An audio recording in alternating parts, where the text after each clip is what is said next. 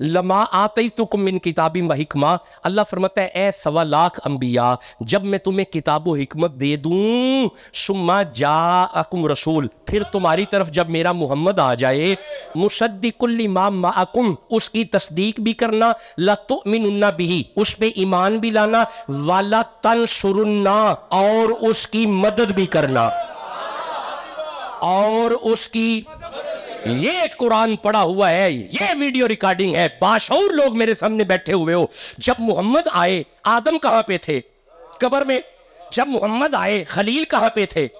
कब्र में। जब मोहम्मद आए, ईसा कहां पे थे? आसमानों पे। जब मोहम्मद आए, मूसा कहां पे है? आसमानों पे। जब मोहम्मद आए तो ये दाऊद कहां पे है? अपनी कब्र में। जब मोहम्मद आए तो इस्माइल कहां पे है? अपनी कब्र में।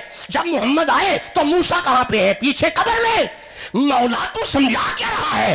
अल्लाह फरमाते हैं मैं क़यामत तक बंदों को समझाना चाहता हूँ। ये जो कहते हैं ना कब्र वाले मदद नहीं करते, कब्र वाले मदद नहीं करते, कब्र वाले मदद नहीं करते, उन्हें बताना चाहता हूँ देखो सारे नबी कब्र में हो के नबी की मदद कर रहे हैं। निकाला कुरान से इस आयत को और फिर जुटलाओ नबियों ने मदद नहीं की, नबियों ने मदद की। तो फिर तुम्हें मानना पड़ेगा अगर ये सारे नबी अपनी अपनी कब्र में हो तो मदद कर सकते हैं, तो जो इन नबियों का नबी है